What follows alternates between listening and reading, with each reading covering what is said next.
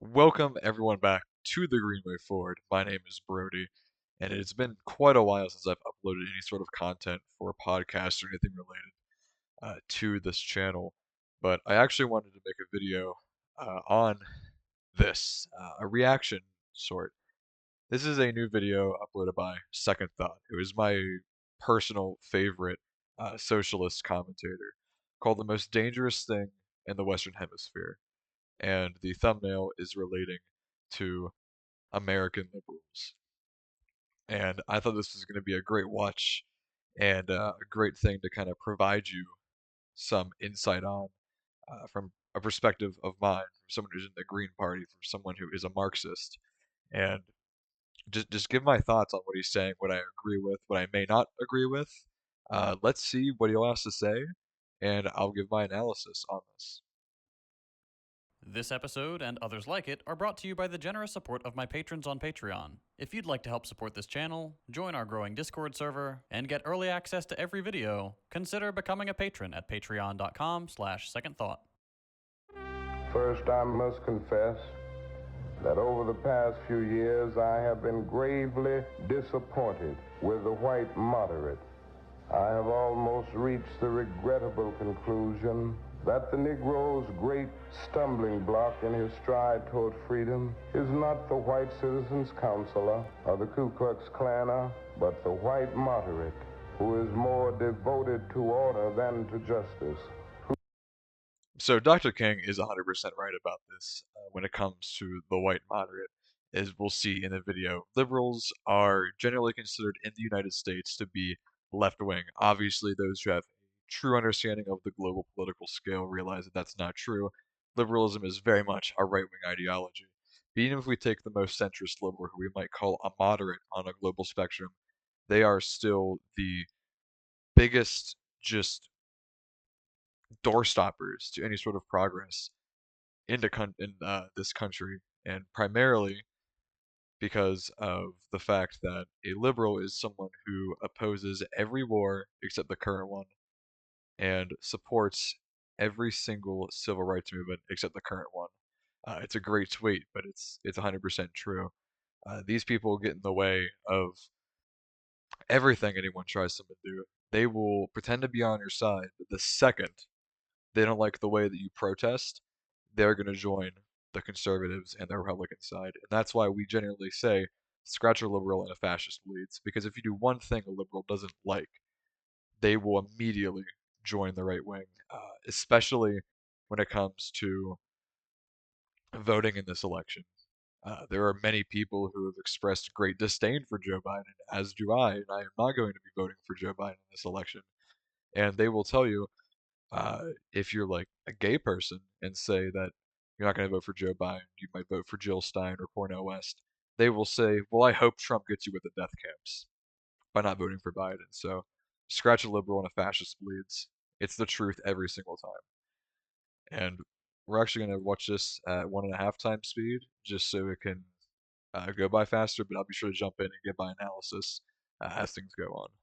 Who prefers a negative peace, which is the absence of tension, to a positive peace, which is the presence of justice. Who constantly says, I agree with you in the goal you seek, but I cannot agree with your methods of direct action.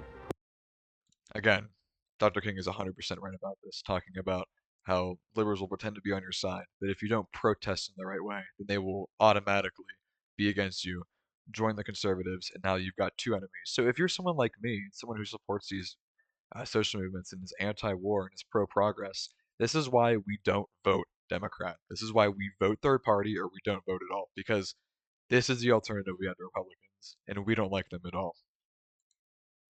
Who paternalistically believes he can set the timetable for another man's freedom. That white person that you see calling himself a liberal is the most dangerous thing in the entire Western Hemisphere. He's the most deceitful. He's like a fox. And a fox is always more dangerous in the forest than the wolf. You can see the wolf coming. You know what he's up to. But the fox will fool you. He comes at you with his mouth shaped in such a way that even though you see his teeth, you think he's smiling. You take him for a friend. So before we hop into the video, past this intro, again, 100% right. When a conservative says they want you dead, you can expect it, and you know it's coming. But a liberal will always pretend to be on your side and will attack you without warning. We're seeing this happening as the Democratic Party is becoming virtually the same policy positions and is just starting to align more with Republicans. They claim that they're not, and honestly, you're pretty valid if you think that Democrats might care about these certain social issues, because if you've been propagandized your whole life and you read what they say, it may seem like they actually care. But we've been seeing a lot of things lately, especially when it comes to the border. Democrats calling out Republicans, saying, "Oh, these border laws are just way too fascist." Whenever Trump was in office, but now they support these stricter border policies. One of the things that I see locally is actually Democrats running on the border not being strong enough in ads. Scratch a liberal and a fascist bleeds. Always. Every single time. Let's resume. Alright. Rolling. Okay, let's go. Over the past 5 months, just about everyone I know has come to the same conclusion. Dyed-in-the-wool liberals are as much the enemy of normal, decent people as conservatives are. And when I say liberal, I don't mean your average Joe who likes Harry Potter and Marvel movies and doesn't really think about politics outside of election years. Will you shut up, man? I mean the people who love Harry Potter and Marvel movies and also go out of their way to scold Palestinians for resisting their own extermination. Exactly. This is another just another example of they will pretend to be on your side, but if you do something that they don't like, if you go about change in the wrong way, they will oppose you because they like change whenever it doesn't affect them.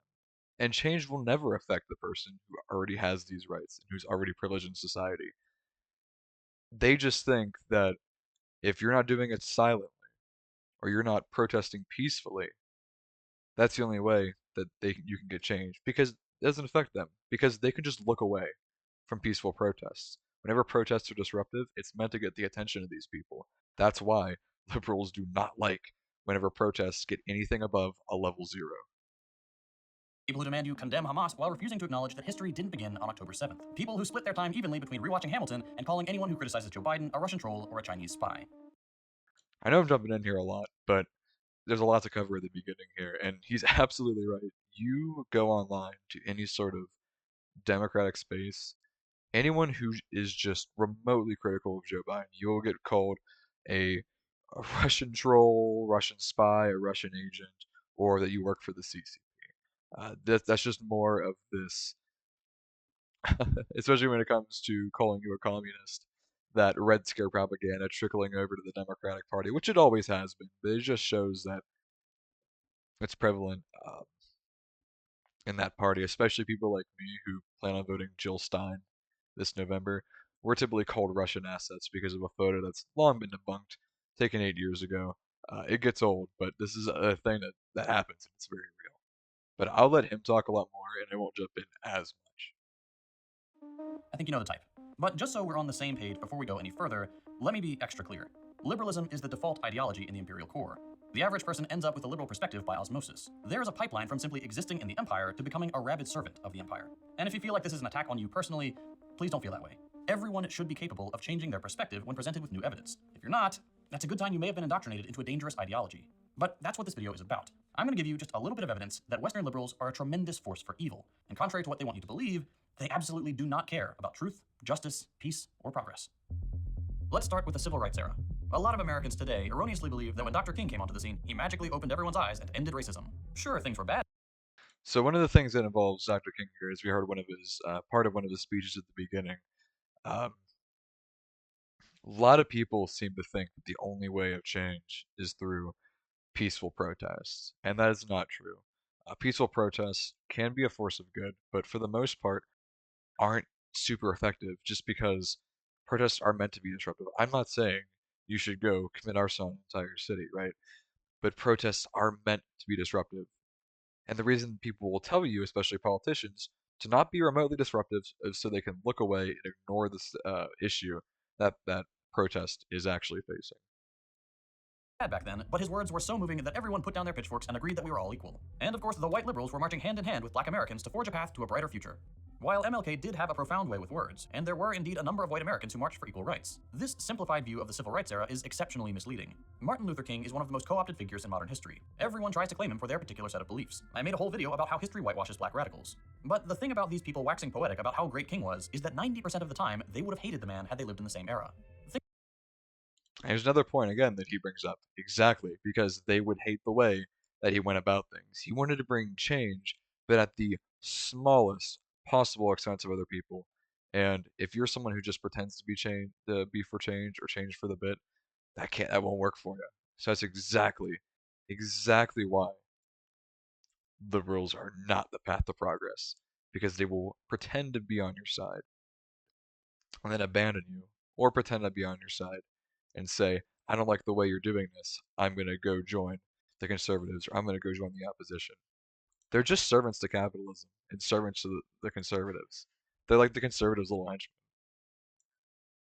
Think about your family members today and how they reacted to the Black Lives Matter rallies and protests. If they're anything like my family, you probably heard some pretty ignorant, hateful statements. The same exact thing happened in Dr. King's time. Police brutality, rampant racism, and constant attempts to misconstrue what the movement was really about. Yeah, there's a lot of propaganda about that. And it's pretty much, I support what you're doing, but not like that. And that is a horrible way of looking forward into things. If you say that, you are no better than someone who doesn't want to enact change at all. Because you think the only way to get change is through a way that you personally can ignore because you feel like your feelings are going to be hurt or you feel like you're going to be affected by the smallest, and I mean smallest little inconvenience ever. The thing that always concretizes that fact for me is this comic, by the white moderate cartoonist Charles Brooks. King talking to a reporter with the city destroyed in the background and some white people lying on the ground, and King saying, I plan to lead another non-violent march tomorrow. This is exactly what we see today. Liberals get uncomfortable and suddenly they're not for equal rights anymore. Or more accurately, they still say they are, but they just have some concerns about optics. That's not how you're supposed to protest. Why can't everyone just protest peacefully? Exactly. That's the point I brought up earlier, but he's 100% correct about this. Why? So you can ignore it? The entire point of protest is to be disruptive. But even if we put that aside, no one wants to have to protest. They want things to change with as little friction as possible. But that's just not how things work when the oppressor class likes their position, and that position is dependent upon subjugating another class. And those people in that position all also are able to dictate how these people march. So if politicians don't like the way you're marching, if it's any sort of disruption, they will call it an illegal protest. And that is simply just so they can look away and ignore the problem. Because the problem isn't going away if the politicians are just calling for the arrest of these people. Not only are they just blatantly unconstitutional, but when these people, these politicians, are sending police crackdowns on protesters for something they don't like, that is textbook fascism. And that's exactly what we're seeing right now, done by Joe Biden and his administration. It's like Castro said during the Cuban Revolution. The people did not choose the path of armed struggle. It was the path that was forced upon them. Same with Palestine. The number of tweets I've seen from liberals saying, I don't understand why they can't just peacefully protest is insane. And They already have many times, and guess what happened when they tried to peacefully protest? They got blown up. every single time, someone claps back with a different instance of Palestinians peacefully organizing and being killed all the same. By the time King penned his letter from Birmingham jail, which you heard some of at the beginning of this video, he had become disenchanted with white northern liberals, who had earlier in his career been his greatest source of white support. But when King started talking about systemic issues that intersected with racism, such as economic inequality, these liberals started to squirm. Because he challenged the capitalist status quo. And if we know there's one thing that liberals nowadays must have, it is this maintaining the capitalist status quo. You cannot have progress without letting go of capitalism. You can't have it both ways. I'm sorry. And whenever Dr. King had these great takes on social issues, they loved him. But as soon as he started to just diverge from capitalism, point out its flaws, that's when the liberals went against him. And that is exactly the point that's trying to be made in this video. Comfortable whites who looked down on the southern yokels for their ignorance and racism were now in the hot seat themselves. They benefited from a two-tiered society in which liberal elites were at the top. And so the complaint about optics was born. Look, Dr. King, we support your ideals, but the way you're protesting just isn't okay. This is the way liberals operate. They support emancipation movements in theory, but as soon as it crosses into the realm of the material, they become no different than conservatives. If violent protest is illegal, and nonviolent protest gets your liberal supposed supporters to condemn your movement, what recourse do you have to effect change? You don't, because they don't actually believe in change. This is what we say whenever we say that they're so similar to the average conservative, because they pretend not to be. On paper, whenever action is actually taken, there is just so much similar. And again, that's when the phrase "scratch a liberal and a fascist bleeds" comes into play. For examples just like this. Change. There's a reason imperial core countries are actively trying to criminalize various forms of protest. They have a vested interest in things remaining the same. As Kwame Ture said in his 1969 book, The Pitfalls of Liberalism, what a liberal really wants is to bring about change which will not in any way endanger his position. That is, of course, impossible when we're talking about fixing the systemic problems of racism, imperialism, and economic inequality. According to a 1966 Harris poll, King's favorable rating among white Americans was just 27%. Compare that to 95% today. That's how liberals operate. They oppose any attempts at emancipation while they're happening, then pretend they were always on the side of the righteous when they have the benefit of history books telling them who the good guys were. I promise you guys, give it about 20 years, and you're going to see the average liberal in the United States claim they were always for Palestine in the year 2024. I guarantee you that's what's going to happen. But we have social media now, we have cameras, the internet is forever. In 20 years, we're going to know if you stood on the side of liberation or if you stood on the side of genocide. And most of these liberals that are going to be claiming they were on the side of liberation in 20 years, we can take a look back on what they said. They were for Israel's genocide in the year 2024. There's a great tweet that really sums up this liberal tendency. A liberal is someone who opposes every war except the current war and supports all civil rights movements except the one going on right now. Now, while MLK was outspoken in his disappointment with white liberals, Malcolm X went a critical step further and correctly labeled them an enemy of genuine progress and liberation. The conservatives are wolves. You know what they're up to. They're evil and they're honest. Not because they care about being honest, but because they're not afraid to wield power when they have it. The liberal is a fox, less outwardly threatening, even seemingly approachable, but still a predator. A conservative will usually be open about their racism and how they need to keep the dirty foreigners out. Whereas a liberal will say things like, I see you, I hear you, hate has no place here. And what have we seen liberal support recently? They have completely called out Joe Biden for not having strict enough border policies, even though his border policies have been increasingly more strict, turning down the time for asylum and actually building Trump's wall, violating 26 Native American treaties for it, and violating and repealing many environmental protections for it. His border policies are extreme, and liberals think that he hasn't gone far enough, and they're starting to pander to the very far right in this country. And then they'll run campaign ads about how conservatives are failing to secure My the southern point border. exactly. Biden hasn't stopped building Trump's wall. That should tell you everything you need to know about the liberal approach to immigration. Pretend you're deeply concerned, and then do the same thing the conservatives are doing. Or take the genocide in Gaza. We've seen a handful of the more liberal Democrats speak out against what Israel is doing, which is no small feat for a politician in the United States. But then when push comes to shove, they do the evil thing anyway. As I'm writing this script, every single Senate Democrat just voted to continue funding the genocide in Gaza. Yes, and I love Professor Zenkus. I would hope to get on the podcast someday. Actually, he's a great guy, a good supporter of Jill, and here's all the proof you need right here. Very, very sad. And even people like AOC, who have supposedly always been for Palestine, are endorsing genocide Joe Biden for 2024. If you care about the Palestinian children's lives, you will not endorse Joe Biden or Donald Trump, who both completely love Israel and love just seeing dead Palestinian children. That's the thing about liberals, is they will claim to be for this movement, like AOC, oh yeah, I support Palestine, but is then endorsing someone who supports the genocide of Palestinians. And that's why I've been getting increasingly frustrated with liberals lately, is because they will say, oh, Trump will be worse on Gaza. Okay, that may be true. However, to me, that shows that genocide isn't a deal breaker to you. And it seems the only reason you're voting is because you're scared of Trump. And we should all be scared of Trump. And we should all be scared of Joe Biden. But you're continually proving to us that you have no red line, that you will continue to vote for a candidate even though they are responsible and they are funding and aiding and abetting the most widely televised genocide in world history. I'm not saying to go vote for Donald Trump because you absolutely shouldn't. You should either not vote or organize and vote third party because the two major candidates running right now are extremely pro-Israel and neither of them should ever step foot in the White House ever again. So to see these people to claim they support Palestine and to then endorse the person that is the root cause of this issue is just so sad and another example of liberal pandering. Every single one. It's like the meme. The people on the receiving end of US militarism don't care whether the people who sent the bombs are deeply concerned about it. They're still sending the bombs.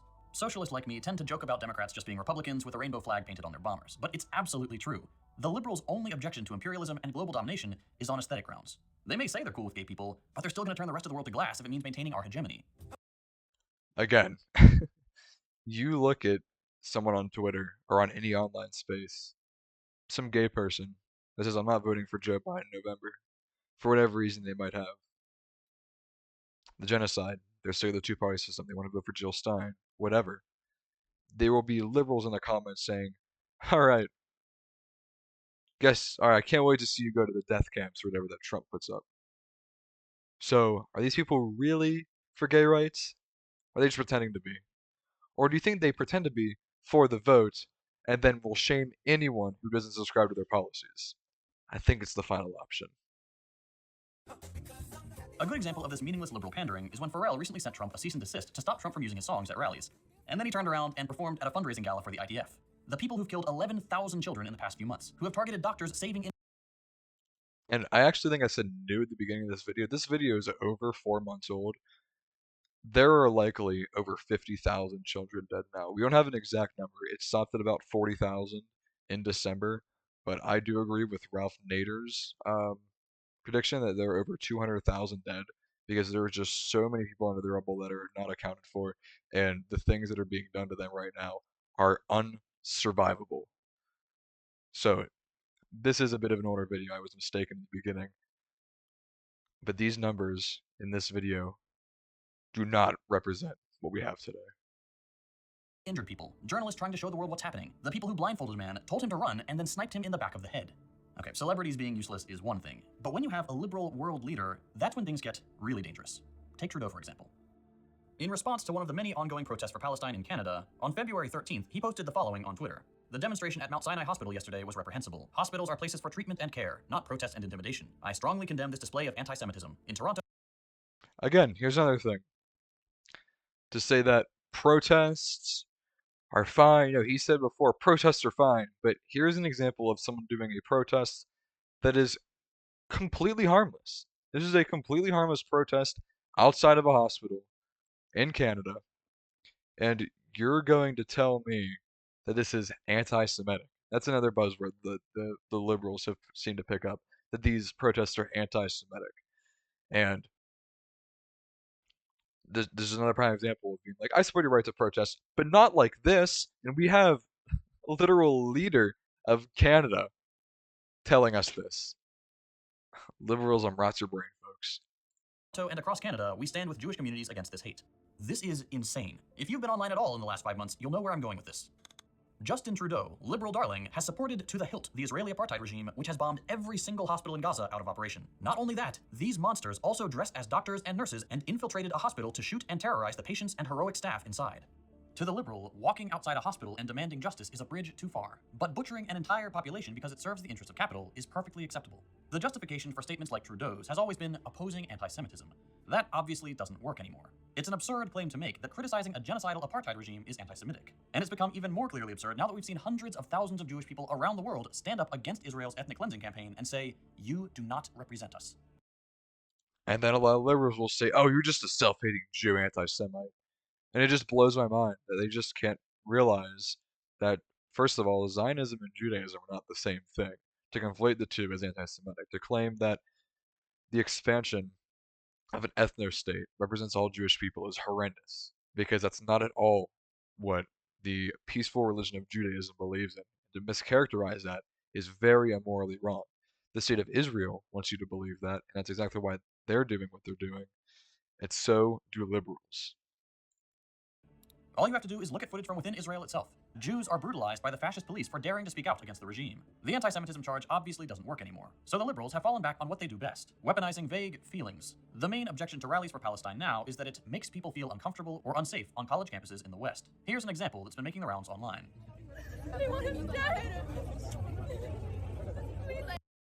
And here's another good tweet from Nick, aka the leader of Revolutionary Blackout Network. A great show you guys should check out on YouTube. These white women tears are the most dangerous weapons in the world.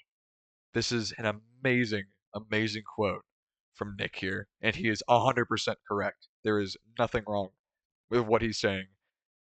And I mean, watch the video, you'll see this clip that's been included. I didn't believe. Aside from the fact that those are the most obvious fake tears you've ever seen, I want you to think about the absurdity of this display. Claiming to feel unsafe in your insular little university versus this.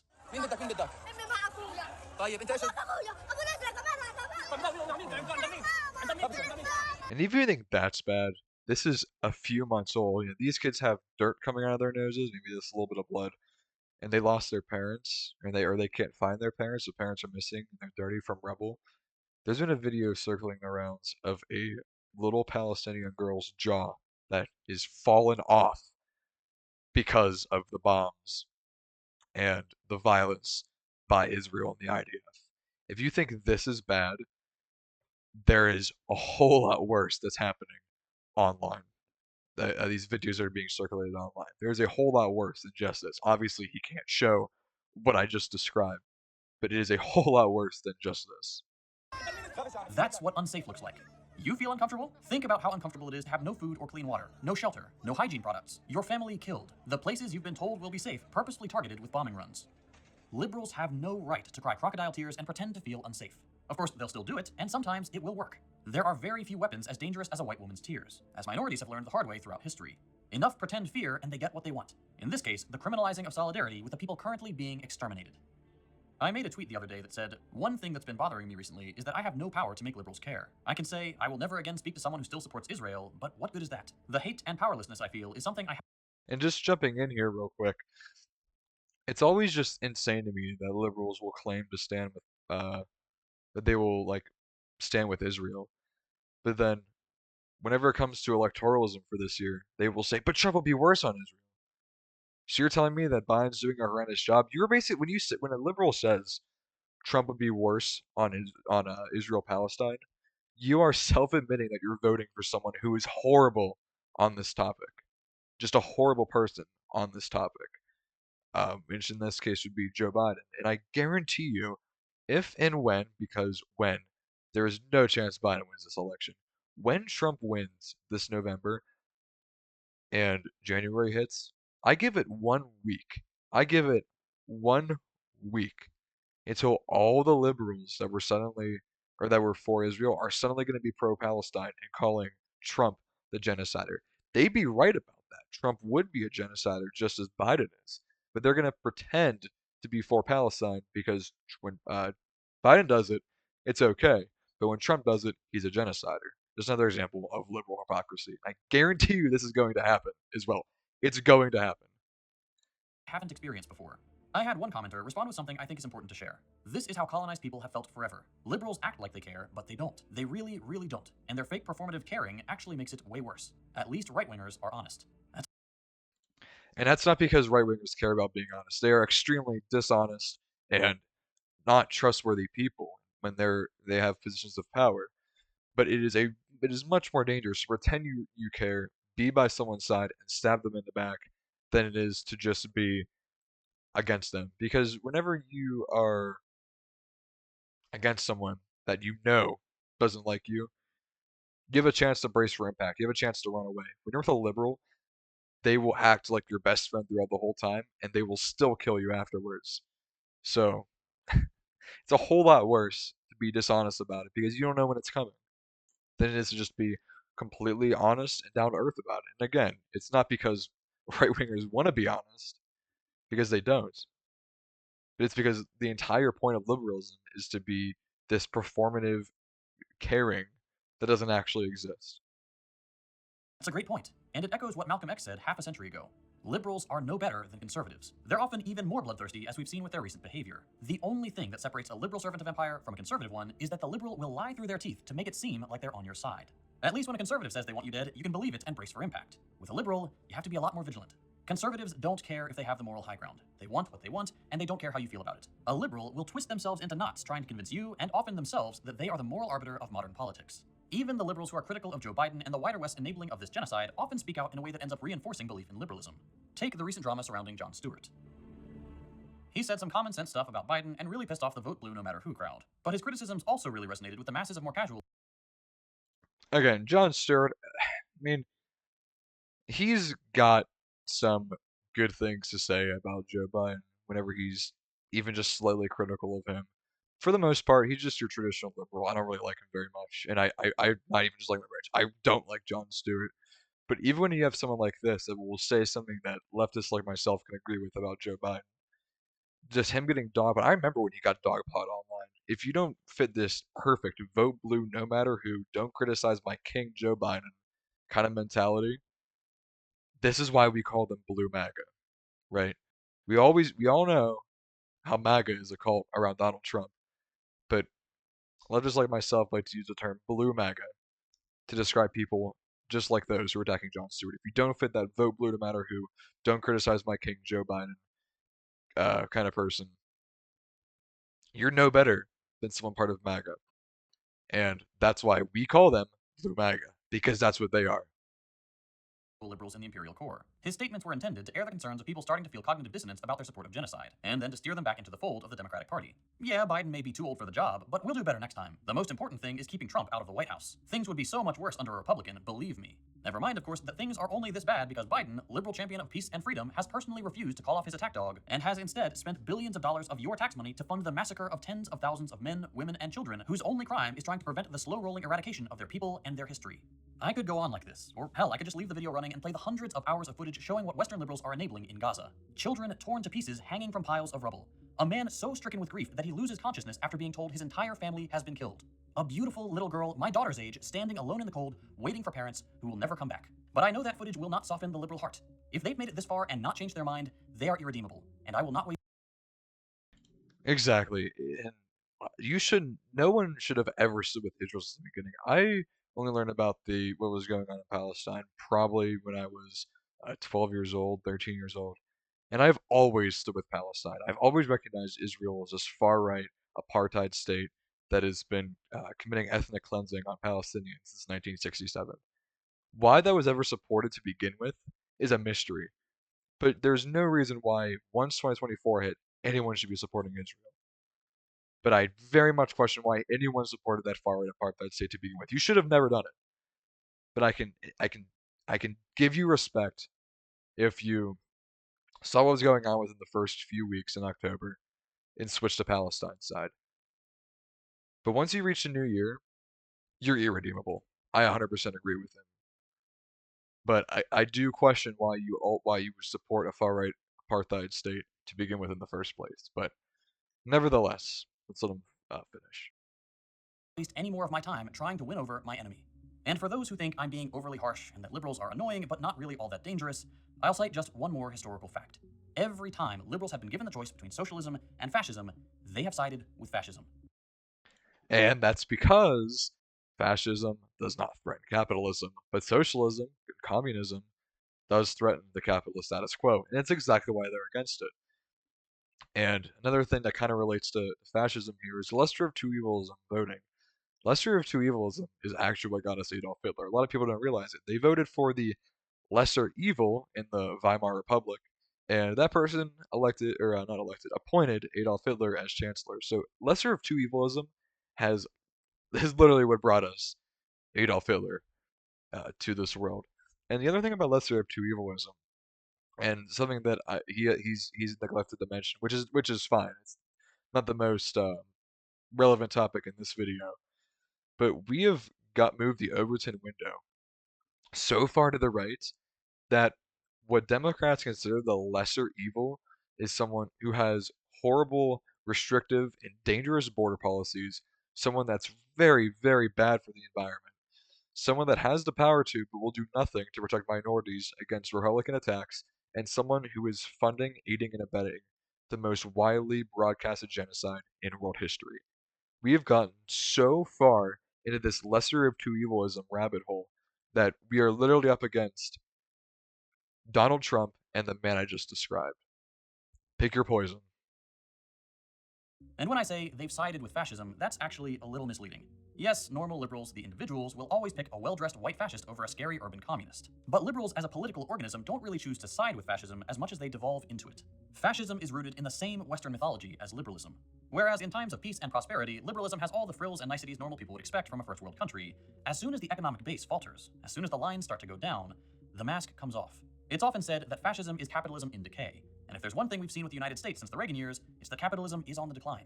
There's a reason we're always at war, why our civil liberties are being curtailed under conservative and liberal leaders alike, why Joe Biden is holding twice as many immigrants in cages as Trump was at the end of his term, why we're backing Israel to the very last Palestinian. When capital has to circle the wagons to maintain its dominance, its rhetoric and actions start to look a lot like fascism. The reason for this is simple.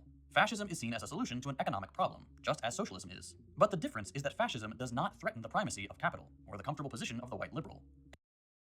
Exactly. White liberals are uh, very pro-capitalist. People like Joe Biden we consider ultra-capitalist.